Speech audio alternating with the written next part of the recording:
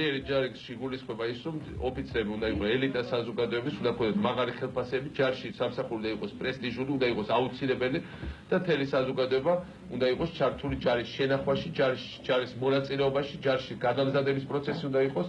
ჩვენ ბევრი რამდენიმე საინტერესო კანონპროექტი შევიდათ, რომელიც დაარეგულირებს ჯარის როლს საზოგადოებაში და წინ წამოჭერს ჯარის როლს.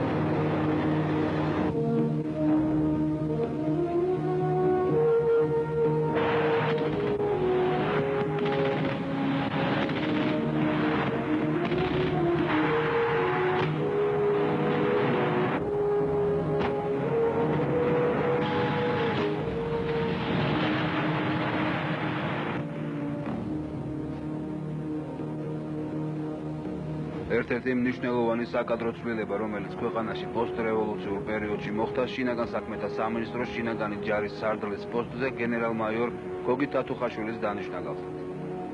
დღეს ჩვენს გადაცემაში ვეცდებით წარმოგიდგინოთ ახალი სარდლის ტელეპორტრეტი ჯარის ყოველდღიური ცხოვრების ინტერიერში. გენერალი გოგი თათუხაშვილი 53 წლისაა. იგი საქართველოს პოლიციის აკადემიის კურსდამთავრებულია, სადაც უმაღლესი იურიდიული განათლება მიიღო.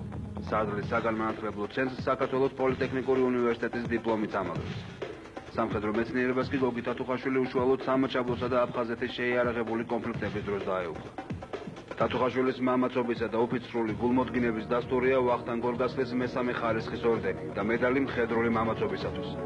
ქვეყნის ტერიტორიული მთლიანობისათვის ბრძოლებში იგი ორჯერ დაიჭრა. გენერალ-მაიორ გოგი თათუხაშვილს ჰყავს მეუღლე, 3 ვაჟი და 1 ქალიშვილი. მინდა ვისარგებლო შემთხვევით თქვენს მობილურს ახალი წელი ბატონები და ასევე შინაგანი ჯარების ძალიან პირად შემადგენლობას როცა ახალ წელს უსურვებთ წარმატებებს. რას სამხედრო გზა გაიარეთ, ვიდრე დაინიშნეთ შინაგანი ჯარის საფლად. მუშაობა დაიწყე შინაგან საქმეთა სამინისტროში, წესრიგის დაცვის სამმართველოში. ინსპექტორის თანამდებობაზე, მერე უფროსი ინსპექტორის თანამდებობაზე. წესრიგის დაცვის სამმართველოში მუშაობდი 1999 წლიდან, 99 წლიდან 91 წლამდე მუშაობდი სპეციალნიშნულების რაზმში. 1991 წელს, როცა შეიქმნა შინაგანი ჯარი, სიპირულ წლებიდან ჩავერთე შინაგანი ჯარის მშენებლობის საკითხებში, რო ვთქვათ.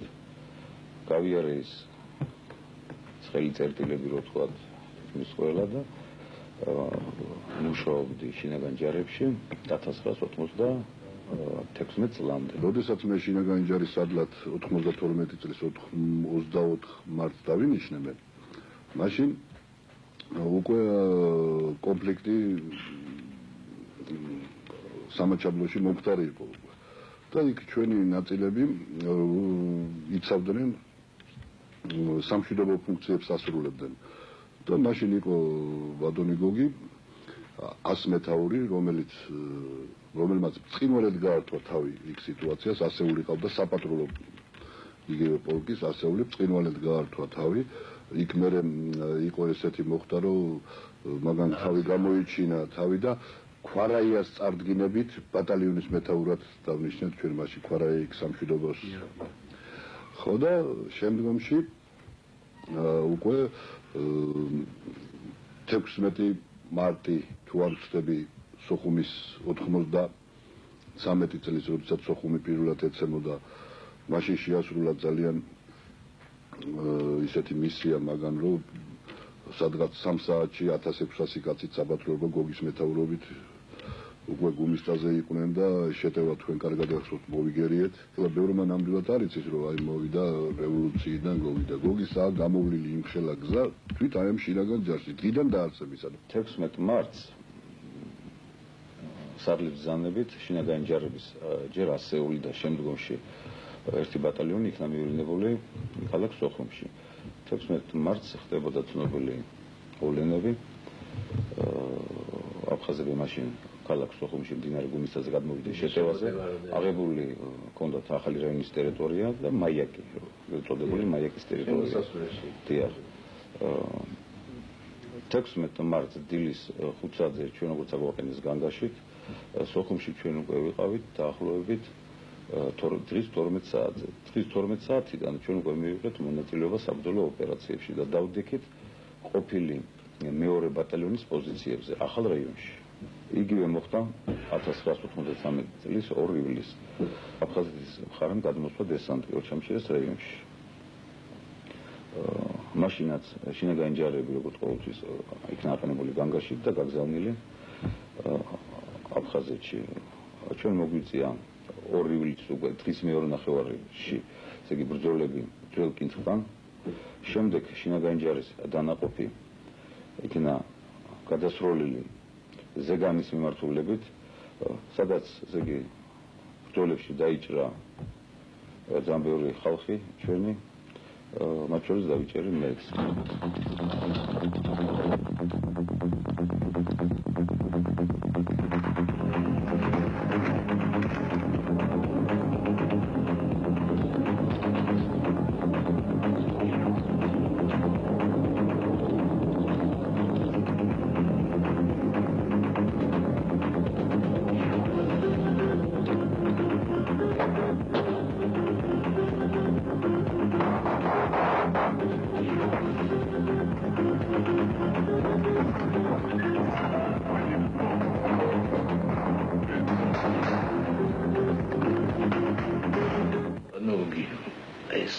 ეცნაძელის მომზადება როდის გაიარეთ, როდის მოასწარეთ?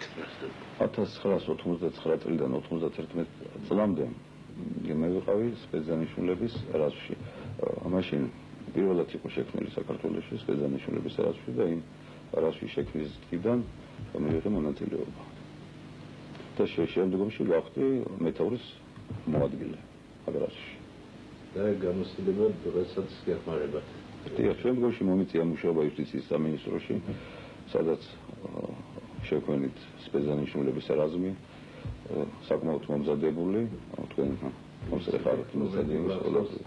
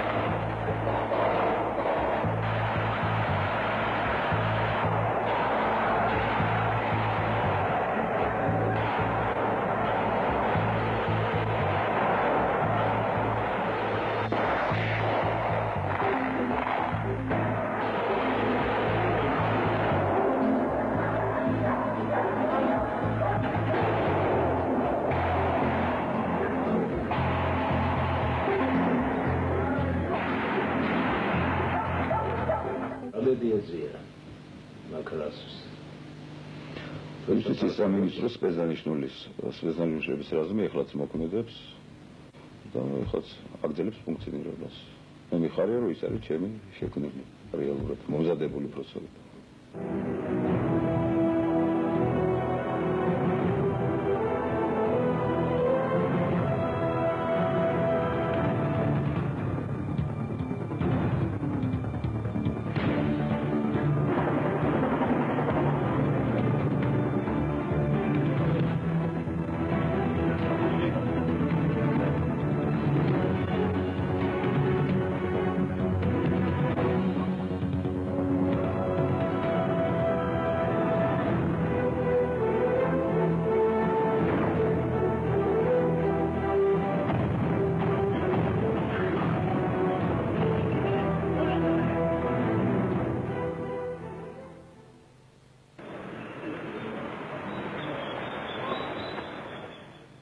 მოულოდნელი იყო თქვენთვის დანიშნვა საბრძოლოდ შინაგანი ჯარის.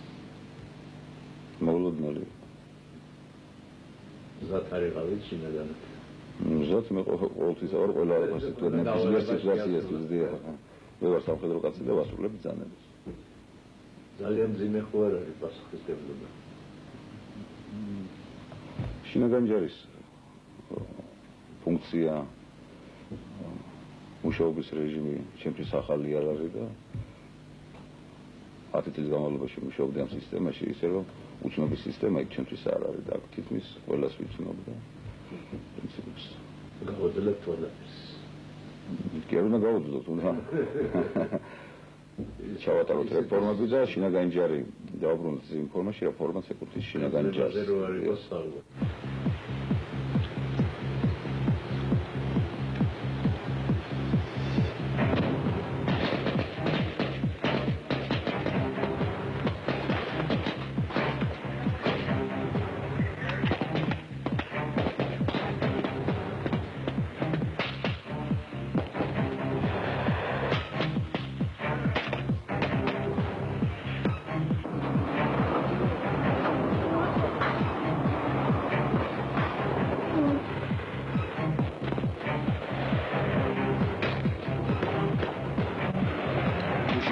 ამ გადაცემის დამონტაჟებამდე გზაზე შემხვალ პირველივე დაუნლოდს კითხვით მივმართ.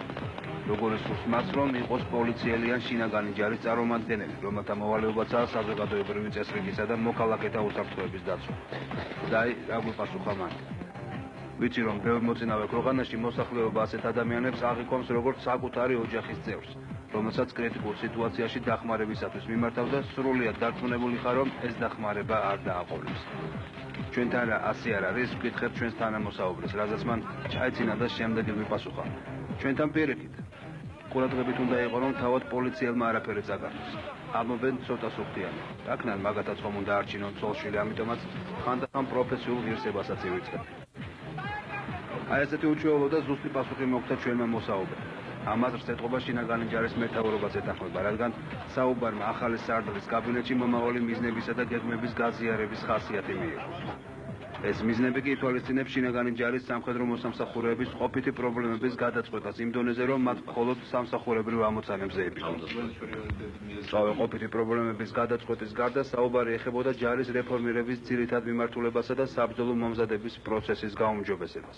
ანთიმურ, ნათქვამია რომ ზოგი ყველაფრის თავია, როცა ჯარს ეხება საუბარი.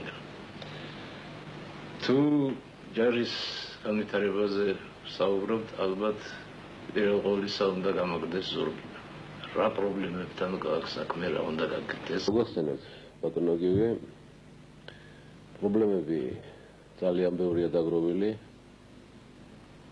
შინაგან ჯარებში, აი ზურგის ხაზით. მე მინდა ხაზი გაუსვა იმას, რომ ეს პრობლემები ძირითადად დაგროვდა ბოლო 4-5 წლის განმავლობაში. თუ კონკრეტულად ჩამოთვლით და გავაკეთებთ ამ პრობლემათა ნუსხას, შეიძლება დავიწყოთ პირველეს ყოვლისა იქიდან, რომ აი ის შენობა ნაგებობა, სადაც ჩვენ ამჟამად ვიმყოფებით, შინაგანი ჯარების მთავარი სამმართველოს ცენტრალური აპარატის შენობა ნაგებობა, დღეს მდგომარეობით კიდევ და კიდევ საქართველოს პროკავშირების ბალანსია. ამდენად ამ მიმართებაში მე მინდა თქვა და აღნიშნო ის, რომ მთელი ამ წლების განმავლობაში დღიდან დაარსებისა შინაგანი ჯარების ვერანაირად ვერ მოხერხდა არაერთი მოთხოვნისგან და მიმართვისგან დამოუკიდებლად, ვერანაირად ვერ მოხერხდა გამოძებნილიყო გამოენახა ქალაქის მუნიციპალიტეტს შენობა ნაგებობა, შესაბამისად გარკვეული დაფინანსება გამოყოფილიყო კავშირგაბმულობის და სხვადასხვა კომუნიკაციების უზრუნველსაყოფად, რომ შესაძლებელი ყოფილიყო საბოლოო ჯამში მთავარ სამმართველოს მიეღო ბალანსზე ის შენობა ნაგებობები, სადაც განთავსდებოდა და იქნებოდა განაგრძობდა მუშაობას.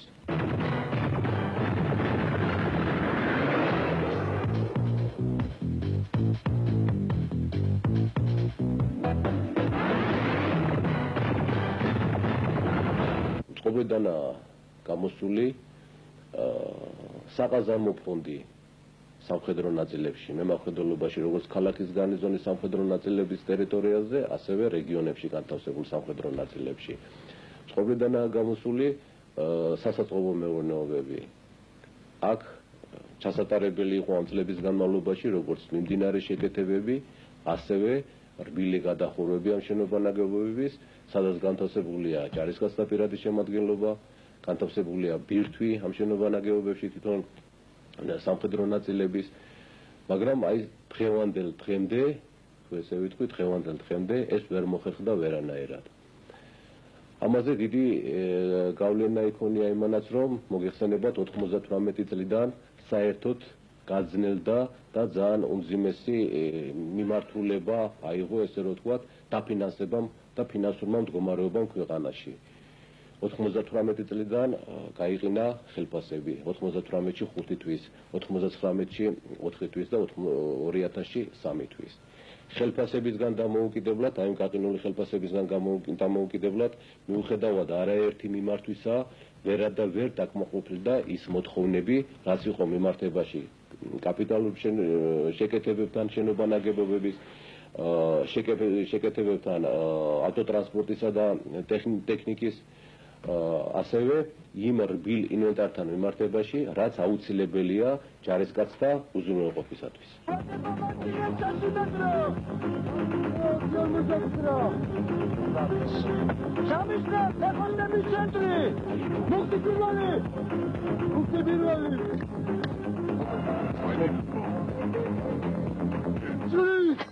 თან ვახსენეთ ჩვენ გაყინული ხელფასები. გაყინულ ხელფასებთან დაკავშირებით რა ხდებოდა? გაყინული ხელფასებთან დაკავშირებით რამდენადაც ბიუჯეტმა ვერც ერთ წელიწად მიუხედავად იმისა, რომ კანონში საქართველოს ბიუჯეტის შესახებ იყო წინა წლებში ჩადებული ეტაპობრივი ანაზღაურება ამ გაყინული გაუცემელი ხელფასების დავალიანებისა, ეს ვერ განხორციელდა. და ამდენად ხელფასების ეკონომიის ხარჯზე განკვეუწილად ხდებოდა აი ამ ძველი დავალიანებების დაფარვა სამსახურიდან, ესე იგი ჯარებიდან წასულ ყოფილ სამხედრო მოსამსახურეებზე. მაგრამ ამას ჰქონდა გარკვეულწილად ისე მინდა აღვნიშნო ქაოსური ხასიათი და შესაბამისად უკმაყოფილებაც გამოითქმებოდა აი ამ წასული სამხედრო მოსამსახურეების მხრიდან. ისევ და ისევ დაუკავშირებ აი ამ მომენტს სარდლის დანიშნას ყველა სხვა ღონისძიებასთან ერთად აქ დაისახა შესაბამისად ღონისძიებები სხვადასხვა სფეროში, სხვადასხვა მიმართულებით კორუფციის წინააღმდეგ ბრძოლასთან დაკავშირებით. გაკეთდა ის, რომ თვითონმა სამხედრო ნაწილმა უნდა უზრუნველყოს დათხოვნილი სამხედრო მოსამსახურეთა ნუსხის მომზადება დათხოვნის წლების მიხედვით.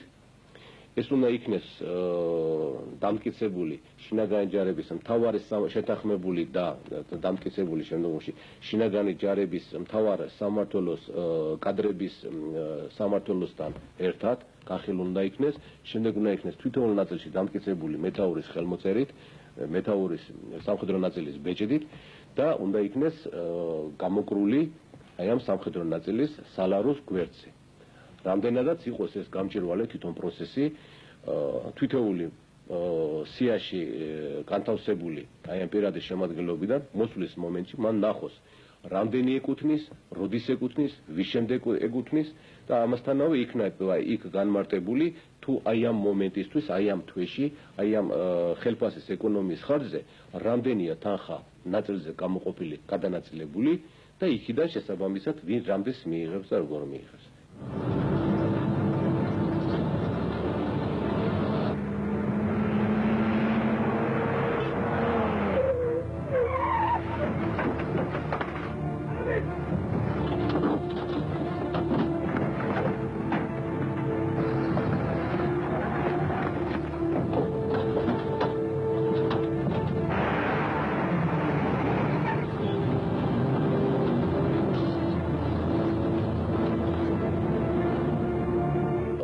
წინასწარ, რა თქმა უნდა, დასახული სარდალთან შეთანხმებით ის რომ მოხდეს აი მატერიალური ფასეულობების აღრიცხვიანობა კომპიუტერიზაციის მეშვეობით მოხდეს ნუმერაციის მინიჭება ინფორმის დასაცმელზე, ფეხსაცმელზე და სხვა санივთე რბილ ქონებაზე, რომელიც იქნება შემოსული და მიღებული შინაგან ჯარებში. აი მომავალში, ახლო მომავალში. შესაბამისად ეს მოგცემს იმის საშუალებას, როცა ყოველივეს აღერიცხება და დაინომრება, ასე რომ ვთქვათ, ვიცოდეთ, კაცრი კონტროლი, რა თქმა უნდა, კაცრი კონტროლის ერთ-ერთი ისეთი მექანიზმი იქნება და ეს მოგცემს იმის საშუალებას შემდგომში თუნდაც დაიკარგება ეს ფასმატერიალური ფასეულობა, შესაძლებელი გახდება დროულად იქნეს აღმოჩენილი. გამოდის ბადმეთამ თქვენ სამსახურის შემოაღწია არა მარტო ვარდების რევოლუცია, არამედ ტექნიკურმა რევოლუციამ გაწყვეტა. შეიძლება ითქვას, რომ დიდი იმედი გვაქვს ამისი, რომ ესე წავა და ეს არ უნდა იყოს რაც მთავარია დიდი დროის და დიდი პერიოდის მომცველი. რო ვართ ოფიცრები და კვაკერია სამხრეები, თუნდაც პირველი სკოლისა მთელი ამ წლების განმავლობაში თუ ვიყავით ეხლა განსაკუთრებით იმ რეალური უკეთესი მომავლის რწმენით და ვიყოთ ნამდვილად ოპტიმისტურად გამჭოლული. უმეტეს როცა ამის ნაპერწკალი უკვე გამოჩნდა.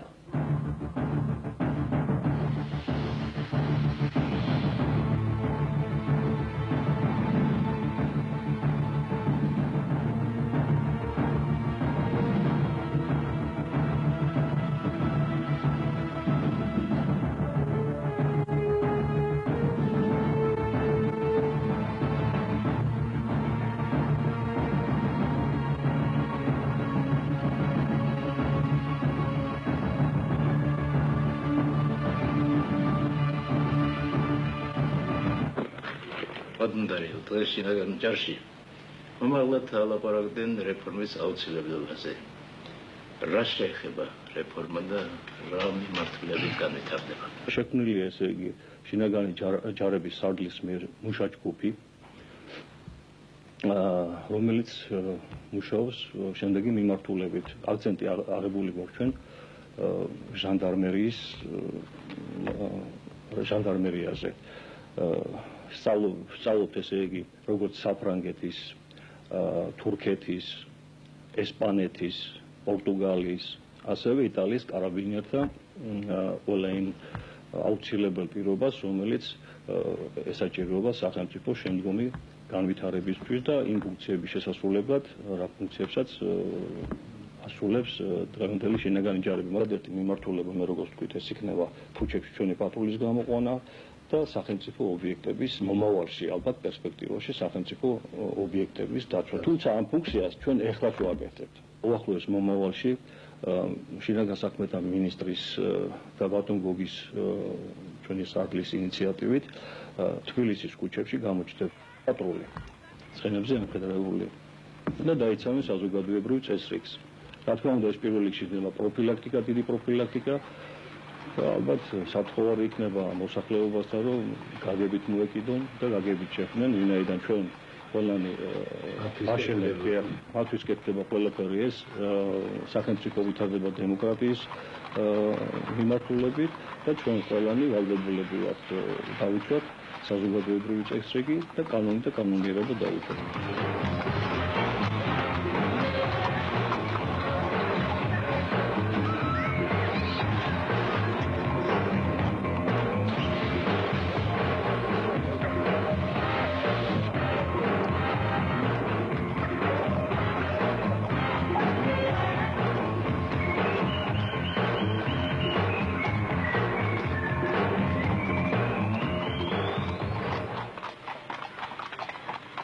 რაც შეეხება შინაგანი ჯარების რეფორმა, საბრძოლო მომზადების პროცესს. ჯარების ბრძოლის მნარიანობა, როგორც მოიხსენებათ, ბევრად არის დამოკიდებული თუ როგორ ხარისხმენად არის ორგანიზებული სასწავლო პროცესი სამხედრო ნაწილებში, მთლიანად ჯარების პირად შემადგენლობასთან. ამ მხრივ გარკვეული გეგმები უკვე არსებობს. თუ წინა წლებში იმის გამო რომ დაფინანსება იყო მწერი და ამ სფეროში აქტიურად ჩვენ კარგო წარმატებებს ვერ მივაღწიეთ. ეხლა უკვე არის მონახაზები იმისა, რომ ფაქტიურად მეგობარი ქვეყნების დახმარებით და ქვეყნის უმაღლეს ხელმძღვანელობის ინიციატივით ეს საკითხი ფაქტიურად ადგილიდან დაიძრა. Დგენილი არის ფაქტიურად 4 თვიანი ოფიცერთა მომზადებისა და გადამზადების პროგრამა, იმიტომ რომ შედეგს ჩვენ თუ გინდა წარმატებულ შედეგს მივაღწიოთ, ოფიცერთა გადამზადების და მომზადების გარეშე ვერ მივაღწევთ ამას. მთავარი ფაქტორი ეს არის სამეთაურო შემადგენლობა. ასევე შედგენილი არის უკვე განახლებული პროგრამა, ეს არის 3 თვიანი პროგრამა უმცროს მეთაურთა მომზადების, რომელიც ფაქტიურად მარტის თვიდან ამოქმედდება.